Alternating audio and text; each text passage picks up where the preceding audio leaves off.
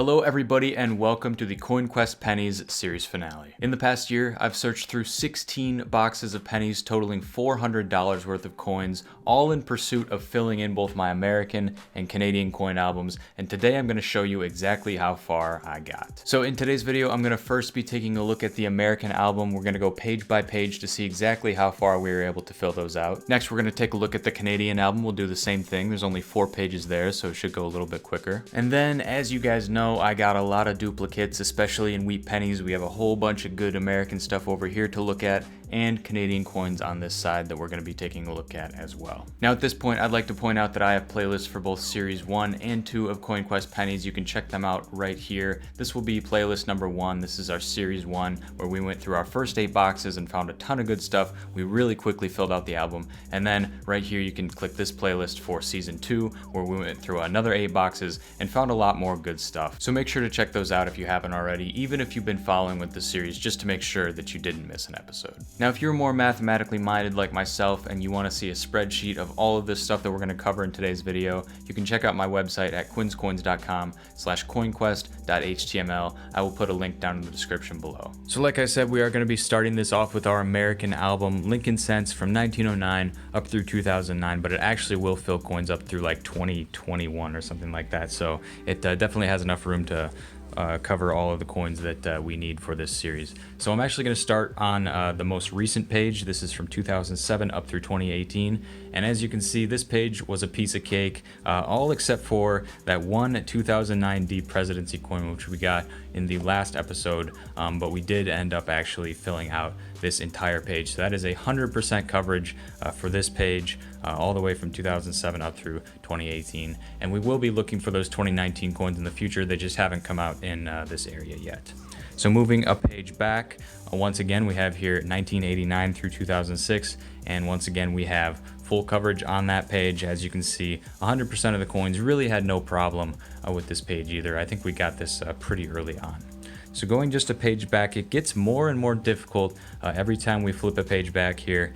And as you can see, these are from 1974 up through 88. So most of these are actually going to be copper. And as you can see here, we had all of these 1982s. And I'll put the link to the episode where we actually filled these in, because we took a little bit of a deeper dive into the difference between large date, small date, zinc, copper, and all that stuff.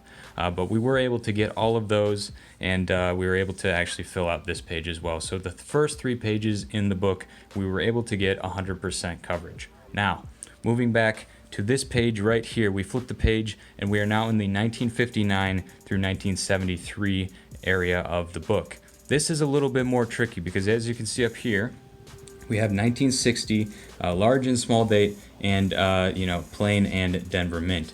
Now the 1960 small date is actually going to be the most difficult one out of those 4 to find. It's probably the only one that would be unrealistic for that amount of boxes, and unfortunately we were not able to get that coin. And there was another one on this page that we weren't able to get as well. But first I'll take a look here at the 60s. We were able to fill all of those out, including that 1968S, which is actually the rarest in the Lincoln Memorial Cent series from 1959 through 2019. And we got a really nice example of that one in one of the episodes. But coming down here to the 1970S, we see that we have small date and large date.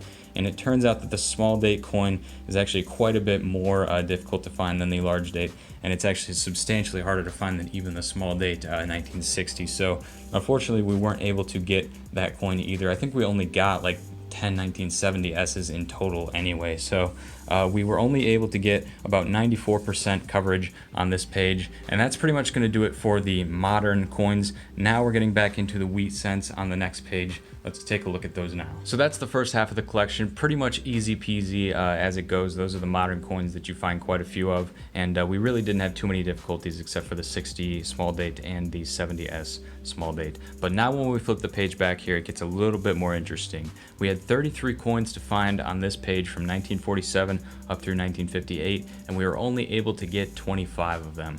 Now the majority of the coins that we were missing were actually San Francisco mints, as you can see, the 47, 48, and 49 San Francisco, along with the 54 San Francisco, and this one, which actually is the rarest on the page, the 19 55 San Francisco we were not able to get, along with a few other ones. But as you can see here, we did get pretty much all of these coins. I think we were at about 75% coverage on this page, and of course as we go back to the next page it's going to get sparser and sparser. So now let's flip the page back once more. Now we're in the 1935 to 1946 range. As you can see, there are 36 coins to get on this page, of which we were only able to get 21, so about 58% coverage at this point.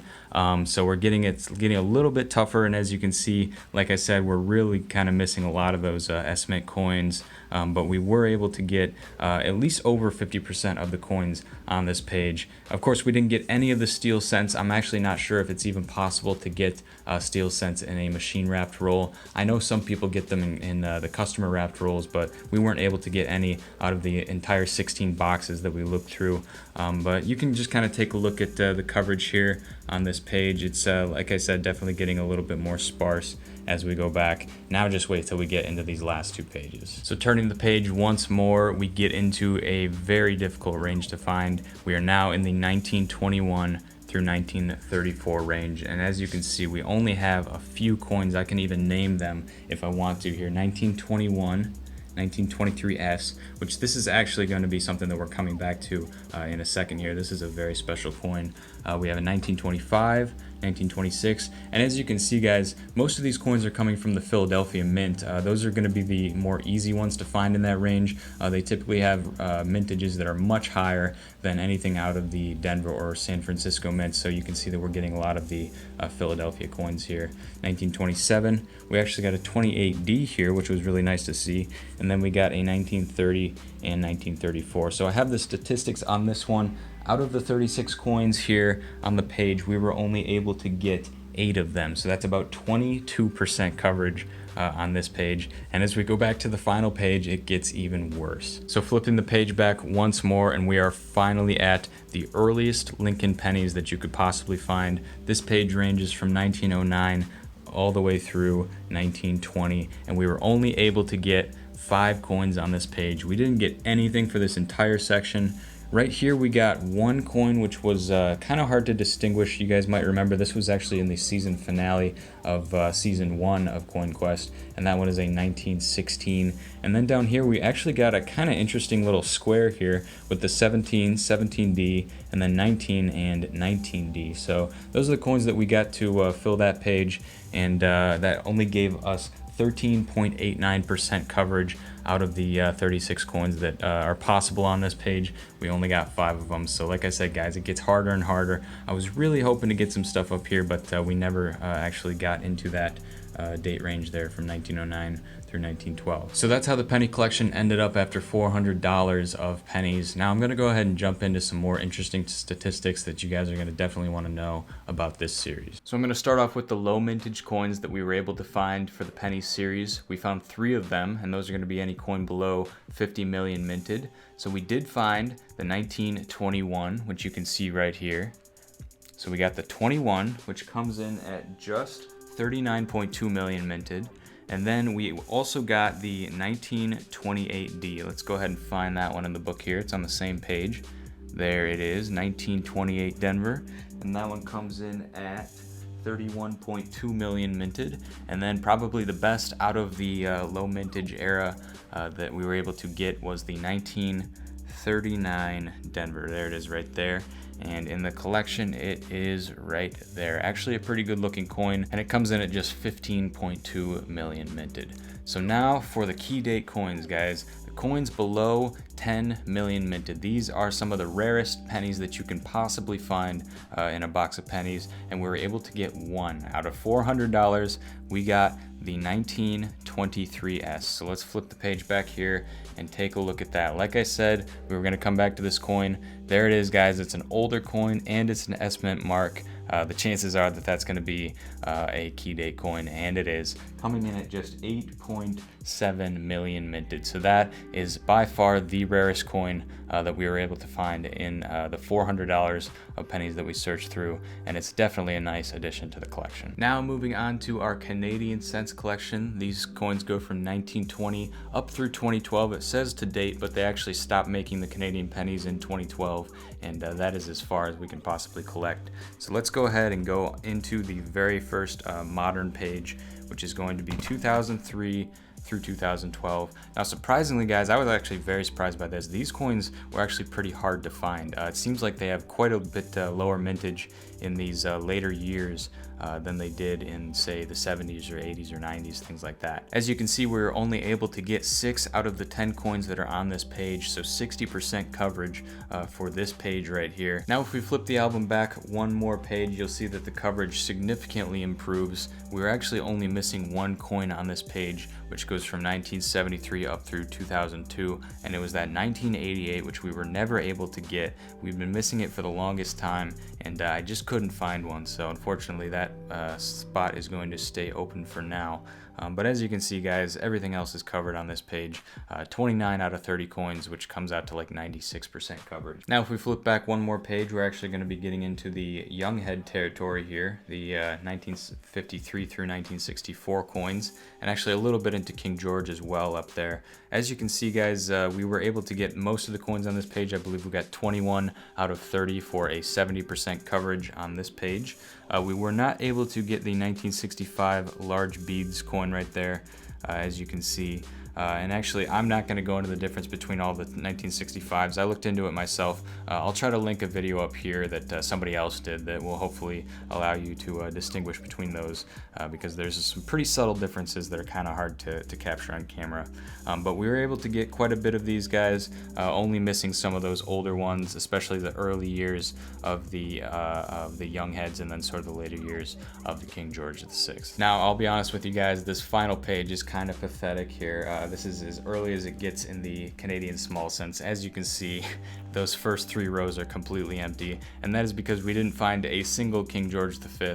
Those are super hard to find. I'll throw up a picture of what they look like here, but they're super cool coins. I've only found one of them ever coin roll hunting, and it actually came out of my first penny box ever, but I haven't been able to find one since, so we weren't able to get any of that. We did get a few King George VI though, so as you can see there, 1940, 42, 45, 46, and the 47 maple leaf. So that was really cool to find. You guys know that I love finding those King George VI. I think we only got about 13% coverage, actually 16%, so a little bit better than I thought. 16% coverage on this page, so not bad, because I really wasn't expecting to find any of those King George V's. As far as rare Canadian coins go, we did get one. It was this 1954 Kildaire Young Head. It's by far the most rare coin in the Young Head series, and it actually beats out quite a few of the King George VI's as well. So this was definitely a coin of note, and it came in the last episode of the 2nd season of Coin Quest. So that's it for the collections, guys. I think that they came along pretty nicely. I was especially impressed in how far we were able to get into the Canadian album. But real quickly, guys, I'd like to bring your attention to these coin roll hunting placematch, which I designed, and which you can find out for sale on my website at quinscoins.com. Links will be down in the description below. These are all the different types of coins that I've been looking for throughout the Coin Quest series. Specifically, we're looking for wheat pennies. We find a lot of those. I'll show you those in a second. And then the 2009s we are also pulling out. They actually ended up being even rarer than the Young Head Canadians, which was pretty crazy to see. Things like blank planchets, proof cents, I think we got one of those, and you know, foreign coins and dimes and stuff like that. Bringing your attention to the back side now. These are, like I said, all of the different stuff that we pull out, and we have our key date and low mintage areas over here. Of course, we have all of the stuff that we pull out of the American coins, and then of course the Canadian coins as well. So basically what I'd like to do is actually start at the bottom here and start looking at all of these different things that we found, and just kind of show you how many of them we were able to find in the $400 of pennies that we searched through. So we'll start with the 2009 cents. As you can see, this is what we were able to get for those, and these are of course the extras that didn't go into the collection. There were quite a few of them. We got almost 2 rolls, so about $1 worth of 2009 pennies right there. And I'll go ahead and dump one of these rolls out so you can kind of see what we're looking at here. And as you know, or as you may not know, there are 4 different designs in the 2009 pennies. So these are kind of interesting to pull out. Mostly I pull them out because they are low mintage and they're just visually appealing. So I'm seeing, let's see if we can get every type of design. So there is the professional life, here's formative years, and let's see, a bunch of professional lives here. Here's a presidency. That was the one that we had a really difficult time finding throughout the series. There's another one. And there is birth and early childhood. So we have all different types of 2009s that you can find. I would encourage you guys to pull these out of circulation as well if you're seeing them. But that's sort of what we got here. Really don't get very many of those. I know a lot of people get a lot more than I do. The next thing on the list is foreign coins, which we count for 2 points in the score sheet. And this is what I was able to get for foreign coins out of the $400 that we searched. I only got 3 of them. One of them you probably noticed from the last episode that we did. It's that European 10-cent euro right there. It actually doesn't even fit in the roll very well. But let's see what we got here, guys. Kind of just an interesting spread. We definitely didn't get any repeats here. I believe this one is from Korea. This one right here is obviously from the Commonwealth of the Bahamas, as it says right there. And then this is just a 10 euro cent, which you can find all over Europe. I've had plenty of people tell me it's from Italy, it's from the Netherlands, it's from Germany. So they're seeing them all over the place in Europe. So that's what we got for foreign coins. The next thing on the list would be a dime. Unfortunately, we didn't find any dimes this time around. We used to find them all the time, but I did not get any this time. So the next thing on the list is proof coins. And we were actually lucky enough to get one of these in the last episode, I believe. It might have been second to last episode, I can't remember now, but I have it in the tube here. Let's go ahead and dump it out and take a look at it.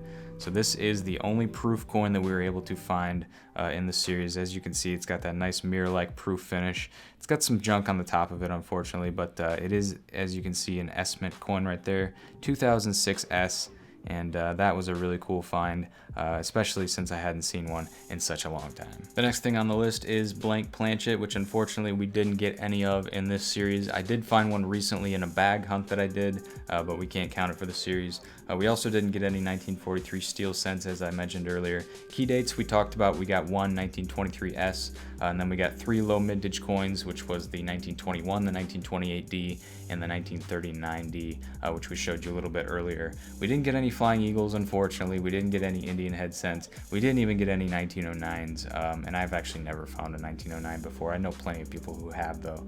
Of course, getting up here into the wheat cents, we did get plenty of 40s and 50s, but let's take a look at some of the 10s, 20s, and 30s duplicates that we got first. So here is what we have for that. I think it's about 10 coins in there. Let's go ahead and dump them out and take a look at the dates real quick. So there they are, all laid out. We got 11 of them there. Those are the pre-40s that we were able to find. Now moving into the 40s and 50s wheat pennies, and guys, we got a lot of these. So here's what we got for 40s and 50s wheat pennies. As you can see, we have 4 full rolls. Actually, this one's just a little bit less than full. The reason for that is because we found all of these in this tube in a single box. So I just put them in their own tube. I think there's about 47 of them in there. But we got 4 full rolls right there, practically. And then I just want to dump these out just to show you kind of what they look like. This is about half a roll right here. So we got about $2.50 in extra wheat pennies. So now on to the Canadian coins, guys. We'll start with the steel 2000 through 2012. And like I said, guys, these later years are pretty difficult to find. We only got about 10 or 15 of those right there. Now coming into the more modern Canadian cents that were minted from 1990 through 2002. We were able to get 2 rolls and just a little bit more of those. As you can see here, that's what we're dealing with on those coins. So we got a little bit easier to find all of those, and I think we got every single one in that series. Then moving into the even older category right here, we got almost six entire rolls of those coins. Like I said, guys, I've been keeping every single Canadian coin that I've found just because these aren't even minted in Canada, and they're actually pretty hard to get in Canada these days. So I like to collect every single one of those that we get, and an extra little bonus is that the majority of them are made of copper. Now moving into the young head Canadians, this is actually something that we count on a scoreboard for 5 points apiece. We actually got about 2 and a little bit more in rolls of those. And if you guys remember, we had that one box where we got some really nice shiny coins. I have 6 extras right there. that we did not put into the collection. I put them in their own tube because I thought they kind of deserved that since they are a little bit more special. And then moving back to the King George VI, we have just a few of those that we found extra. I think we have 3 of them. I'm actually going to take these out of the tube and show you guys because some of you guys probably haven't seen these coins before. I think they're super interesting and very cool looking. That one is probably the oldest one I have, the 1940 right there.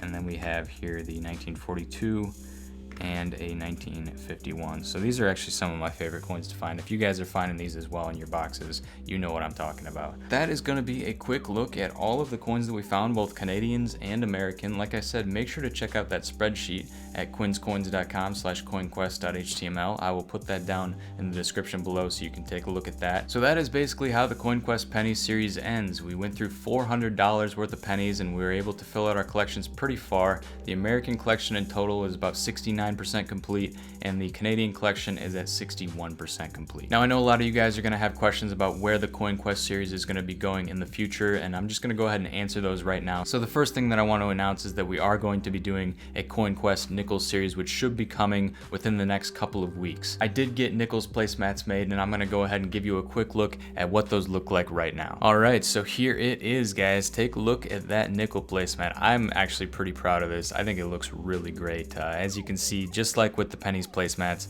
we have all the different coins that we can find in Nickels rolls across the front of it here, and then on the back side we have our new and improved Nickels coin roll hunting competition score sheets, as well as our key date Jeffersons, our low mintage Jeffersons, and actually there aren't a ton of those, so I actually had room to put in another list of low mintage Buffalo Nickels that you want to look out for when you're looking through your rolls. So a lot of good information on this backside, and I think the front side just looks absolutely gorgeous, and it's going to be really helpful for anybody who's beginning or just has to you know, have some sort of a visual while they're going through their nickel rolls. So these are actually up for sale on my website at quinscoins.com right now. Links will be down in the description below. You can get 1, 2, or you can combine them with a penny placemat and get a whole package that way. As far as the CoinQuest Penny series goes, I know you guys are going to be wondering if I'm going to keep going through penny boxes in the future, and the answer is yes. I'm definitely going to keep hunting pennies because they're one of my favorite coins to hunt out of anything. I think pennies and nickels are definitely my favorite.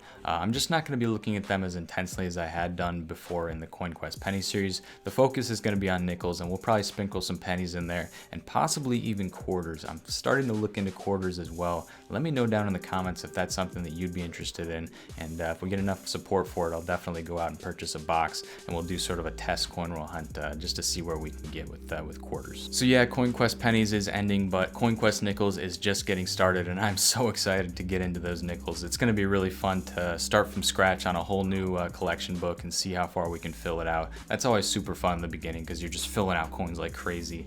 The first episode is just tons and tons of coins into the collection. And I'm just super excited to get that started. So thank you to all of my loyal watchers and subscribers who have been following the CoinQuest series for a long time. Once again, if you haven't seen every episode, or if you just want to watch them over again, I'll put the links to the playlist that I have for both Series 1 and Series 2 somewhere on the screen. I'm not sure where they're going to show up, but they'll be there and they'll be labeled so that you can click on them and watch them all the way through. I'll also put a link down to my website down below where you can go and get your nickels placemats or your pennies placemats if you haven't already. But that's going to pretty much wrap this series up, guys. Thank you so much for watching. My name is Quinn, and this is Quin's Coins signing out, and I will see you in the next one.